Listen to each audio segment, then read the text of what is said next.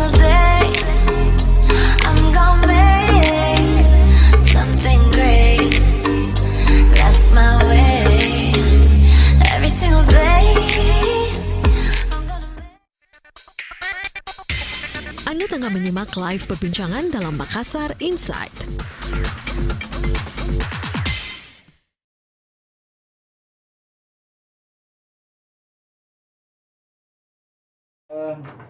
Sebenarnya pembelajaran demokrasi di sekolah kan sejak SMP sudah dimulai.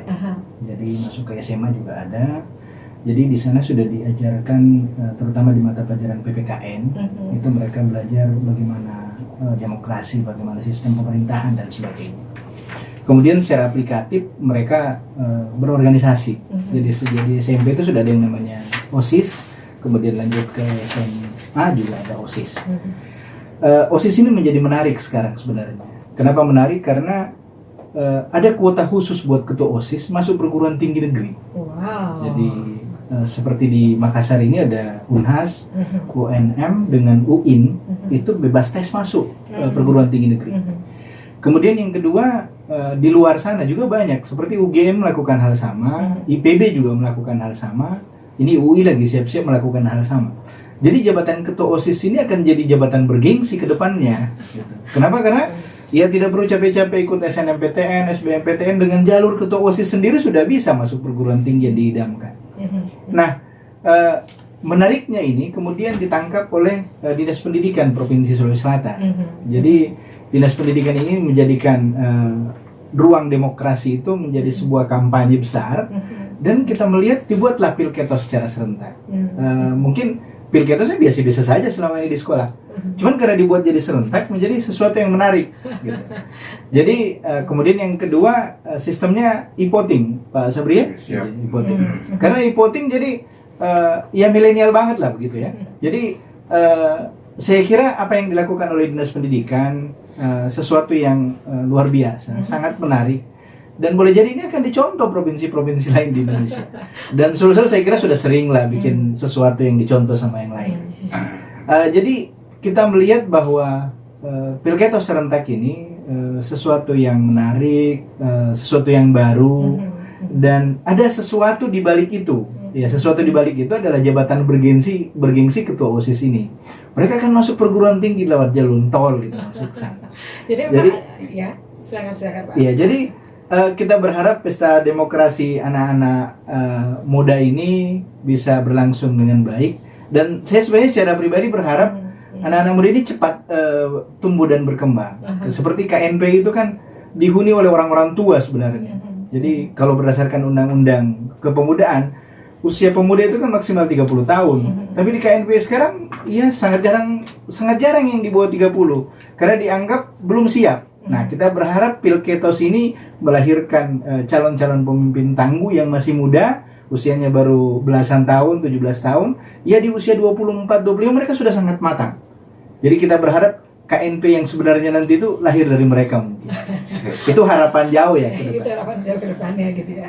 Oke, kalau sampai kita berbicara tentang demokrasi kembali gitu ya Pak Ramli.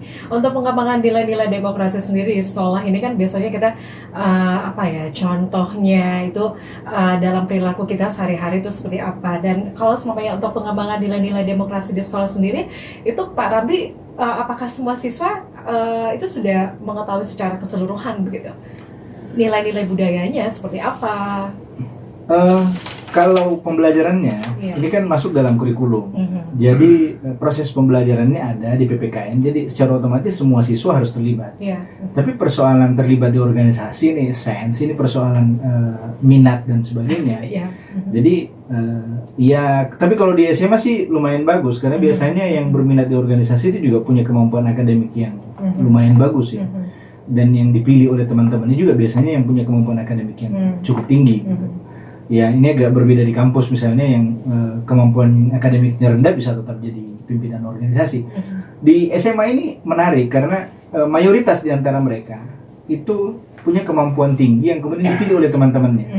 Jadi mereka memang sudah populer sejak awal, punya kemampuan, atau paling tidak mungkin jago sepak bola, jago basket dan sebagainya. Memang mereka populer, kemudian jadi ketua OSIS. Dan belum ada macam-macam lah, seperti politik uang dan sebagainya belum ada di sana. Jadi memang Jadi murni gitu masih ya? murni, dan Murni. proses belajar itu kita lihat di sana memang. Kemudian di sekolah itu kan ada OSIS, ada majelis perwakilan kelas. Jadi apa namanya? Yang namanya eksekutif legislatif sudah ada di mereka. Ya tinggal yudikatifnya yang tidak ada. Jadi saya kira memang ini proses pembelajaran yang menarik di sekolah, dan ya kita berharap Dinas Pendidikan mampu mengolah itu dengan baik, karena bagaimanapun kita berharap karena jabatan ini menjadi bergengsi dengan jalan tol masuk perguruan tinggi, ini bisa jadi ke depan Pak dimain-mainkan. Bisa jadi anaknya kepala sekolah yang jadi ketua OSIS, anaknya guru yang jadi, ya itu kejadian yang sering terjadi. Karena ini jalan tol masuk perguruan tinggi. Nah, kita berharap Dinas Pendidikan mengawal ini dengan baik supaya praktek-praktek jelek seperti itu bisa dihilangkan, merusak demokrasi, ya bisa dihilangkan. Iya, oke Pak Sabri, ini gimana nih Pak Sabri? Ini kita berbicara konsep ya, untuk Pilketos sendiri nanti seperti apa itu Pak Sabri? Mungkin bisa memberikan gambaran sedikit gitu. Oke, terima kasih. Assalamualaikum warahmatullahi wabarakatuh. Waalaikumsalam warahmatullahi wabarakatuh, Pak. Kita perlu apresiasi dari Bapak Irman Yoselimpo yang telah menerbitkan suatu surat keputusan, ya, surat keputusan tentang Pilketos ini secara serentak di Sulawesi Selatan. Berdasarkan isi surat dapat kita lihat bahwa pemilihan ketua OSIS ini adalah merupakan pembelajaran praktik demokrasi. Jadi tadi di Pak Ramli sudah menyampaikan bahwa di PPK ini itu sudah ada anak-anak sudah belajar teori, banyak yang dipelajari teori-teori tentang demokrasi. Nah, pada Pilketos ini tentu akan praktiknya Pak, ya praktiknya. Jadi tentu bagaimana mempraktikkan daripada nilai-nilai demokrasi itu, kemudian bagaimana anak-anak kita berdemokrasi secara berintegritas. Itu harapannya sebenarnya ya. Saya kira gitu yang perlu saya dapatkan lebih awal. Kemudian nanti sesuai dengan apa yang disampaikan oleh Pak Ramli bahwa Pilketos ini tadi bahwa siapa saja yang bisa ditunjuk, yang lalu-lalu itu bisa saja kemanakannya kepala sekolah, bisa saja. Nah sekarang dengan adanya Pilketos secara serentak dan voting lagi, saya kira ini permainan tidak terjadi lagi.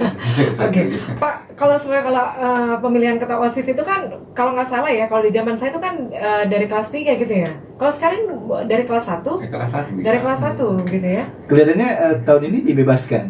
Di kelas 1, kelas 2 boleh ikut. Kelas 3 kan sudah tidak memungkinkan lagi sebenarnya. Ke kami dulu ya biasanya kelas 2 ya, ikut pemilihan, menjabat sampai dia kelas 3. Biasanya seperti itu Pak. Begitu ya, memang itu karena kelas 3 ini sudah fokus untuk menghadapi beberapa berbagai jenis penilaian. Apalagi SBMPTN ini kan dimajukan. Jadi mereka sudah harus lebih fokus. Bisa lebih dekat lagi dengan baiknya Pak Ramli. Pak Sabri, jadi kalau semuanya untuk kita berbicara konsep gitu ya, untuk konsepnya sendiri untuk pemilihan ketua OSIS ini nantinya seperti apa Pak? Jadi ini konsepnya ini sudah jelas dilanjut ini dalam surat keputusan yang diterbitkan oleh Dinas Pendidikan. Jadi itu kayak pemilihan umum ya, dia harus ada bentukannya. Terlebih awal itu membentuk KPU, panitia, ada KPU, ada Bawaslu, ada KPS ya, penyelenggara. Nah dari situ ada aja tahapan-tahapannya dan persyaratan-persyaratan yang bisa masuk di dalam ketiga. Jadi ada 3 penyelenggaranya ini. Jadi kalau kita lihat, jadi ada Komisi Pemilihan Umum, kemudian ada Badan Pengawas Pemilihan Umum, kemudian ada Komisi Penyelesaian Sengketa. Di pemilihan umum juga kan banyak sengketa-sengketa. Nah di sini juga ada nanti bila mana ada KPPU-nya Pak. Iya, ada KPPU. Ya seperti itu. Itu diambil dari mana Pak? Yang seperti yang diinformasikan tadi Pak Sabri. Iya. Ya dari badan pengawasnya. Ya kalau untuk Komisi Pemilihan Umum ya KPU itu dari MPK ya, dari pengurus MPK. Dari itu. Kemudian kalau dari Badan Pengawas Pemilihan Umumnya itu atau Bawaslu-nya itu ada unsur siswa, ada unsur guru. Kemudian kalau komisi pemilihan sengketa ada unsur siswa dan unsur guru. Ya, sekira gitu. Jadi semuanya dilibatkan. Ya, semuanya gitu ya? dilibatkan. Pokoknya transparansi. Kan ada masa kampanye juga gitu ya? Iya, ada masa Memperkenalkan kampanye, iya. diri gitu kan. Itu berapa lama Pak waktunya? Di sini ada tahapannya untuk kampanye, ada sampai 3 tahapan. Ya, jadi bentuk kampanyenya jadi menyampaikan visi misi, baik bisa dalam bentuk upacara, dalam bentuk upacara, bisa melalui debat, kemudian bisa kampanye terbuka dan melalui media, ya melalui media online. Ya, saya kira itu. Jadi ada tiga tahapan kampanyenya, tahap 1, 2, 3. Oke, ternyata ada 3 tahapan juga gitu ya. yang tentunya mereka harus lalui gitu ya. Oke, baik, untuk e-voting sendiri ini berapa lama durasinya Pak Sabri? Kalau e-voting ini kita lihat bahwa penyelenggaranya itu tanggal 19 September, ya. Itu dimulai pukul 8 sampai dengan pukul 14, ya. Itu waktu secara serentak di seluruh SMA SMK baik negeri maupun swasta di Sulawesi Selatan. Jadi memang ada satu aplikasi khusus begitu ya, di mana semua siswa itu mereka bisa memilih begitu ya Pak Sabri ya? Iya, di mana semua siswa bisa memilih. Kemudian Dinas Pendidikan menyiapkan aplikasinya. Nanti bagaimana pihak sekolah, nanti ini juga kita akan sosialisasikan ke sekolah-sekolah. Ya. Melalui cabang dinas, ya, melalui MKKS, itu akan kita lihat tahapan-tahapannya itu mengenai persiapan e-votingnya itu dengan menggunakan media online. Media online ya, melalui gadget mereka mungkin ya, gadget masing-masing siswa mungkin ya, seperti itu ya Pak Sabri ya. My way, every single day. I'm gonna make. Oke, dan tentunya sebanyak 1.200 sekolah menengah atas dan kejuruan SMA, SMK Sesulsel ini melaksanakan pemilihan ketua OSIS Pilketos ini serentak Semanggi Senar. Dan ini merupakan satu-satunya di Indonesia ya. Kita tanya dulu nih Pak Sabri. Pak Sabri, ini pemilihan ketua OSIS yang dilakukan secara serentak ini satu-satunya di Indonesia nih. Ini ide yang sangat luar biasa gitu ya. Silakan Pak Sabri. Dan untuk seperti yang diinformasikan tadi ya, bahwa untuk tahapannya itu kan ada 3 tahapan yang akan dilalui ya untuk siswa menjadi ketua OSIS nantinya. Silakan Pak Sabri. Oke, jadi terima kasih. Jadi saya lanjutkan kembali bahwa ide ini itu sebenarnya lahir pada saat ada acara GOMI itu, ada lomba dulu di pinggir pantai. Jadi langsung muncul ide dari Pak None, jadi bahwa insya Allah tahun depan kita akan laksanakan untuk Pilketos, maksudnya tahun 2019. Jadi tujuannya sebenarnya ini adalah sebagai bentuk pendidikan nilai-nilai demokrasi bagi peserta didik pada jenjang SMA, SMK, baik negeri maupun swasta. Kemudian ini untuk meningkatkan pemahaman maupun kesadaran dalam praktik berdemokrasi pada para peserta didik. Kemudian melatih pemilih pemula untuk menjadi pemilih cerdas dan berintegritas. Kemudian membiasakan peserta didik untuk berpartisipasi dalam setiap kegiatan yang bersifat demokratis. Itu tujuannya sebenarnya pemilihan umum ketua OSIS ini secara serentak untuk di Sulawesi Selatan. Kemudian persiapannya itu, jadi sebelum Pilketos itu dilaksanakan, itu terlebih dahulu dibentuk panitia yang saya sampaikan tadi, ya, yang terdiri dari Komisi Pemilihan Umum, kemudian Badan Pengawas Pemilihan Umum, kemudian Komisi Penyelesaian Sengketa, seperti yang saya sampaikan tadi.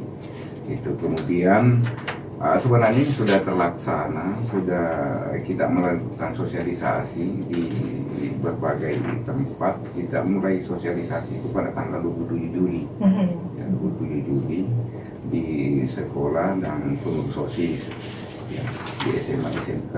Sudah juga kita lakukan penandatanganan MOU beberapa perguruan tinggi. Antara lain adalah UIN, kemudian UNM dan UNHAS. Nah, itu. Kemudian sosialisasi ini juga melalui media telah dilakukan tentang Pilketos ini. Kemudian tahap berikutnya itu nanti ada pemutahiran data dan penetapan daftar pemilih tetap ini sudah berlangsung. Kemudian pembentukan penyelenggaraan pemilu, pemilihan umum KPU, Bawaslu ini juga sudah berlangsung di sekolah. Kemudian nanti pada tahapan itu adalah pencalonan ketua OSIS di sekolah. Itu nanti ini sudah terjadi dan sudah dilaksanakan di berbagai sekolah ini. Ya, jadi memang persiapannya dari bulan Juli ya, Iya, Pak sudah Sabri, bulan ya? Juli. Oke, baik. Pak Ramli, ini kalau kita tadi dengarkan ya informasi dari Pak Sabri tadi, jadi memang kegiatannya ini juga cukup panjang gitu ya untuk sampai pada pemilihan ketua OSIS nantinya. Dan ini Pak, untuk tahapan ya, ada 3 tahapan nantinya, itu seperti adanya penyampaian visi misi, kemudian untuk program kerja sendiri, dan mungkin mereka yang ingin menjadi ketua OSIS ya, ini untuk penyampaian visi misi, kemudian untuk program kerjanya sendiri, apa sih yang menjadi hal-hal yang penting mungkin ya, yang tentunya bisa menjadi masukan gitu Pak Ramli? Iya. Jadi sebenarnya Pilketos serentak ini tidak banyak berbeda dengan Pilketos sebelumnya. Saya juga dulu waktu SMA ketua OSIS dalam prosesnya. Luar biasa. Jadi mulai dari penyampaian visi misi, bahkan mungkin yang berbeda ya kampanye seperti tahapan kampanye ini. Dulu kan kita ada kampanye seperti itu ya. Jadi paling perwakilan kelas yang datang berkampanye. Tapi akhir-akhir ini sebenarnya pemilihan ketua OSIS itu sudah langsung, pemilihan langsung. Jadi yang berbeda di sini dan yang luar biasa adalah serentaknya itu. Serentak, dan satu-satunya di Indonesia gitu ya? Serentaknya itu. Itu pertama kali di Indonesia. Saya belum pernah mendengar. Informasi kita kan seluruh Indonesia ya, jadi kita tahu lah. Saya belum pernah mendengar ada Pilketos serentak seluruh sekolah dalam satu wilayah tertentu ya, belum pernah. Misalnya kabupaten belum ada, provinsi ini pertama kali ada. Dan yang kedua, yang luar biasa, e-votingnya itu. Ya pemerintah kan sampai sekarang belum berani e-voting, tapi dinas pendidikan berani melakukan e-voting. Jadi sekarang juga saya pikir media sudah banyak, misalnya ada media sosial, WhatsApp, Facebook dan sebagainya itu pasti para kandidat ini menggunakan itu. Ya, jadi saya kira, dan ini saya pikir jauh lebih baik karena tersentralistik. Jadi potensi kecurangan itu kecil. Nah, kalau misalnya panitianya di mereka sendiri yang menghitung suara mereka sendiri dan sebagainya, itu masih ada potensi kecurangan. Kalau ini tidak, yang mengumumkan nanti ada dinas pendidikan. Yang mungkin nanti dinas pendidikan bahwa SMA Negeri 1 Makassar yang terpilih suaranya sekian. Ini jauh lebih baik. Dan kalau seperti PPDB, nilainya bisa langsung keluar Pak ya. Jadi hari itu juga ketahuan siapa ketua OSIS. Begitu. Dan itu secara sah karena KPU-nya bisa langsung mengesahkan karena tidak ada hitungan manual. Ya, beda misalnya dengan pemilihan sekarang. Ada real count, ada quick count, ada real count. Jadi harus menunggu penetapan KPU. Kalian tidak perlu menunggu. Ini langsung serentak. Iya, langsung serentak. Gitu. Jadi saya kira ini sangat menarik. Apa yang mantan kadis, beliau tidak sempat menikmati ini karena beliau berpindah kadis. Tapi idenya luar biasa. Dan memang kita kenal selama ini Pak None, Pak Kadis ya, itu banyak sekali membuat inovasi-inovasi di dinas pendidikan. Ya mungkin karena jiwanya beliau masih jiwa muda, jadi enak sekali di dunia pendidikan banyak. Kemudian yang kedua, beliau banyak mendapat input dan bukan seperti botol kosong yang merasa semuanya dia tahu gitu ya. Jadi beliau menerima saran, menerima informasi dan sebagainya dan mengolah sendiri itu. Dan saya pikir bisa menjadi contoh buat kepala-kepala dinas yang lain di pendidikan ini. Oke, Pak Ramli, kalau sebenarnya kita kembali ya untuk sistem tadi ya seperti diinformasikan ini kan dilakukan secara terbuka gitu kan. Kalaupun kedepannya itu ada tantangan gitu ya pada saat jalannya pemilihan ketua OSIS ini, baik itu pada saat di awal gitu kan, pada saat proses ini berlangsung kan kita tidak terlepas ya dari tantangannya suatu proses begitu. Nah itu apa kira-kira Pak? Dari Pak Sabri mungkin? Pak Ramli? Ya. Kalau tantangannya menurut saya dinas pendidikan harus membuktikan bahwa ini fair. Ini tantangan paling besar. dan harus bisa dibuktikan bahwa tidak ada orang yang melakukan double pemilihan, ya, double vote. Tidak ada orang yang 2 kali memilih, 3 kali memilih dan seterusnya. Kalau itu sudah bisa dibuktikan oleh Dinas Pendidikan, maka ini bisa menjadi pembelajaran buat demokrasi secara umum. Jadi ini kalau bisa.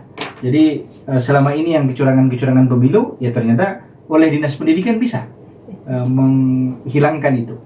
Jadi saya kira tantangannya di situ, Dinas Pendidikan harus bisa membuktikan bahwa tidak ada satu orang pun yang melakukan 2 kali pemilihan. Dan tidak ada orang yang terwakili memilih. Harus langsung gitu ya? Harus langsung. Milih sendiri. Jadi mungkin saya tidak tahu apakah Dinas Pendidikan menggunakan data apa sebagai kuncinya, karena biasanya harus ada kunci. Misalnya anggaplah seperti perbankan, paling tidak punya namanya siapa, ibu kandungnya siapa, nomor induk siswa mungkin. Jadi kalau ini tidak ada yang double. Tidak yang double. Cuman tantangannya itu adalah jangan sampai bukan dia yang memilih, dipilihkan sama orang. Dipilihkan sama orang. Ini tantangan barangkali, Pak. Misalnya kita menggunakan handphone ya, si A tahu data saya, gitu. Mas Sabri misalnya tahu data saya, ibu kandung saya siapa, nama saya siapa, nama lengkap saya siapa, tanggal lahir saya tanggal berapa, beliau tahu semua. Begitu masuk pemilihan, beliau pilihkan saya, gitu. Ini tantangan barangkali Pak Sabri, mungkin ini harus kita pikirkan ke depan seperti apa solusinya supaya tidak ada yang memilih 2 kali, tidak ada yang terwakili memilih, atau mungkin tapi kan sakit pun bisa Pak ya, karena di rumah juga bisa memilih. Cuman itu tadi, jangan sampai ada yang mendahului dia memilih. ini masalah gitu. Iya. Pas dia mau memilih, wah saya sudah tidak bisa memilih, ini bisa rusuh. Iya Pak Sabri, ini gimana nih untuk memilih? Jadi betul-betul. Jadi tantangan memang, pertama tantangan buat dinas untuk menyelesaikan ini. Itu yang pertama. Kemudian apa yang disampaikan Pak Ramli tadi memang betul. Jadi siapa tahu seperti bisa dipilihkan, yang bisa saja terjadi. Oleh karena itu Dinas Pendidikan harus menciptakan suatu sistem yang tidak bisa double. Artinya hanya orang yang bersangkutan yang bisa memilih.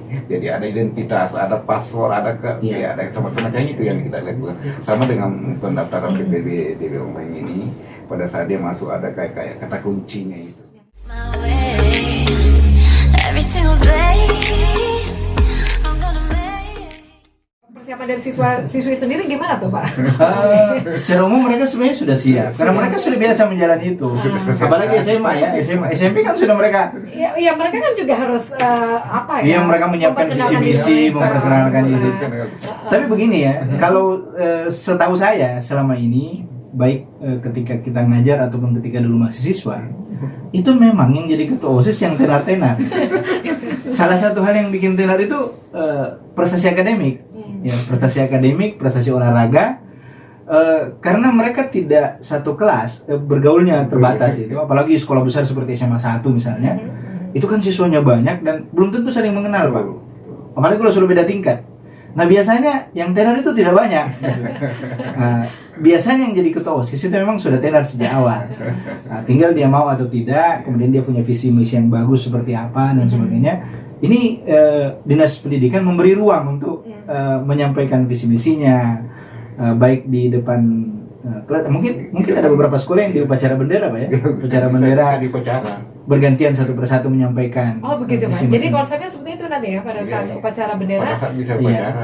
Upacara kan semua terkumpul, semua siswa terkumpul. Jadi bisa jadi di situ dia menyampaikan visi misinya. Program kerjanya nanti ya pada saat. Program kerja biasanya setelah terpilih. Setelah terpilih ya. Visi misi kan program kerja turun dari visi misi. Jadi visi misi saja yang disampaikan, program kerja itu setelah terpilih yang bersangkutan, terbentuk pengurusnya, barulah kemudian program kerja mereka susun. Oke. Ya. Jadi nanti ya kalau semuanya ke depannya juga pada saat mereka terpilih sebagai ketua OSIS gitu, apakah ada juga apakah ada penggemblengan ataupun ada pembelajaran untuk pengurusan OSIS nanti ke depannya itu, apakah mereka akan dilepas saja seperti itu Pak? Tidak, jadi ini setelah terpilih kan ada namanya kawah ya, kawah yang akan dilakukan semacam LK LDK latihan dasar. Nah, kalau ini istilahnya kawah kepemimpinan Pak. Jadi ada kawah kepemimpinan nanti itu akan dilaksanakan secara bertahap, karena kalau kita lihat nanti data itu 100.200 ya. 1.200 sekolah, 1.200 berarti ya. kalau 1.200 ketua OSIS. dalamnya ketua OSIS nanti itu Luar biasa. digembleng nanti malah di kawah kepemimpinan. Oke. Ya gitu ya. Oke, jadi memang ada satu waktu khusus begitu ya, di mana mereka memang digembleng gitu ya. Oke, Kita bermimpi seperti ini. Kalau Sulsel ini sukses, bisa jadi nanti kita punya ketua OSIS se-Indonesia begitu. ya. Jadi dari mereka kemudian ada pilkada serentak seluruh Indonesia bisa jadi begitu. Dan bisa memilih satu ketua OSIS se-Indonesia gitu. Oh bisa. Itu bisa saja. Oke, dan ini ya kita lihat ya, ini satu-satunya Makassar yang pertama kali yang melakukan Sulawesi Selatan. Sulawesi Selatan ya, maaf Sulawesi Selatan yang pertama kali yang melakukan ya untuk pilkada ini. My way. Every single day. I'm gonna make it. Dan mungkin Anda ingin bertanya ya ke Pak Sabri mungkin untuk pagi hari ini untuk tahapan yang dilalui oleh putra-putri Anda itu seperti apa sih ya sebelum akhirnya terpilih menjadi ketua OSIS ya. Silakan Smart Listener 833-225 kemudian untuk line SMS atau WhatsApp di 0811461011. Pak Sabri tadi seperti yang diinformasikan juga ya oleh Pak Ramli tadi di awal. Kalau semuanya nanti pada saat mereka terpilih ya menjadi ketua OSIS itu banyak fasilitas yang mereka akan dapatkan ya. Salah satunya itu diberikan kemudahan ya untuk mendaftar ke perguruan tinggi negeri. Nah ini gimana nih Pak Sabri, Pak Ramli? Pak Sabri dulu. Jadi begini, IPB itu kan dari sejak tahun lalu. Iya. Jadi IPB itu memang memberikan ruang kepada seluruh ketua OSIS seluruh Indonesia. Jalurnya khusus ketua OSIS. Jadi tidak akan bertarung sama yang bukan ketua OSIS. Ini saya kira itu sudah jalan tahun lalu di IPB. Dan itu memang upaya perguruan tinggi melahirkan pemimpin-pemimpin masa depan. Ya persoalan terjadi distorsi di masa depannya kita tidak tahu. Tapi paling tidak pemerintah, terutama perguruan tinggi punya inisiatif untuk merangkul para aktivis ini yang secara akademik mereka juga bagus dan mereka punya kemampuan mengelola orang, mengatur orang, kemudian memiliki kemampuan problem solving yang baik. Ya setahun memimpin itu sudah pengalaman yang luar biasa. Jadi itu sudah dilakukan di IPB dan tahun kemarin UNHAS sudah memutuskan dan sudah melakukan juga UNHAS di ujung itu meskipun agak telat tapi tersempat terjadi. Nah tahun ini sudah 3 perguruan tinggi di Makassar. Itu masuknya jalur apa? Jalur undangan ya? Memang jalur khusus ketua OSIS. Oh jalur khusus ketua Bebas OSIS. tes ya. Bebas tes. Bebas tes. Pokoknya pertarungannya sesama ketua OSIS. Iya. Kalau yang lalu masih bertarung ya. Saya tidak tahu kalau tahun ini karena Dinas Pendidikan membuat inovasi, siapa tahu perguruan tinggi terbuka matanya bahwa mereka memang menjalani sebuah proses yang luar biasa, sangat jujur, terbuka, dan mereka terpilih lewat proses demokrasi yang baik. Iya. Itu untuk di IPB gitu ya. Kalau semuanya di Makassar sendiri di Sulawesi Selatan. Kemarin masih seleksi. Iya. Tahun kemarin masih seleksi. Jadi mereka masih seleksi tapi bertarungnya sesama ketua OSIS. Jadi bukan lagi ada yang lain yang berdasarkan nilai dan sebagainya, bukan. Jadi sesama ketua OSIS mereka bertarung. Kuotanya dulu tahun lalu masih terbatas. Tapi tahun ini ya siapa tahu 3 perguruan tinggi ini membuka itu. Dan saya kira mungkin tetap ada pertarungan karena 3 perguruan tinggi ini kan sama-sama buka. Dia maunya masuk di mana gitu. Masuk di UNHAS kah, UNM kah, atau di UIN. Itu pilihan. Atau mungkin dia memilih ke IPB dan sebagainya. Jadi ketua OSIS ini jadi sesuatu yang membanggakan, kemudian punya masa depan yang baik. Kita berharap dari proses ini mereka betul-betul menjadi belajar bagaimana menjadi pemimpin yang baik. Ya. Ini kalau di sekolah ini pilihannya itu masuk di bukan ekskul gitu ya? Oh bukan. Bukan ekskul. Bukan ekstrakurikuler beda. Iya. Memang dia kepemimpinan, jadi dia di organisasi memang. Organisasi di dalam sekolah yang terbesar Iya, itu. jadi kalau soalnya anak-anak Anda nih ya, biasanya kalau kemarin kan tahun ajaran baru gitu kan, itu biasanya ditanya, mau ikut gabung ke OSIS nggak? Itu langsung aja, iya mau. Kalau OSIS seluruh siswa adalah anggotanya. Kalau seperti pramuka kan bisa dipilih. Iya. Ekskul memang, Iya. ekstrakurikuler. Kalau OSIS itu memang semua siswa adalah anggotanya. Iya. Semua Tapi untuk anggotanya. pengurusnya. Untuk pengurusnya, yaitu siapa yang punya minat, Iya. keinginan untuk berorganisasi itu. Dan ketua OSIS juga biasanya memilih-milih siapa yang bisa bantu saya, siapa yang bisa sepaham dengan saya. bersama-sama membangun itu semua ya. Dia juga milih-milih, tidak semua orang dijadikan pengurus. Sebenarnya untuk milih-milihnya itu seperti apa sih Pak Ramli? Kriterianya seperti apa sih? Ini kan mantan ketua OSIS kan? Iya. Untuk memilih teman-teman yang bisa diajak bekerja sama gitu kan, itu harus memang melalui fit and proper test.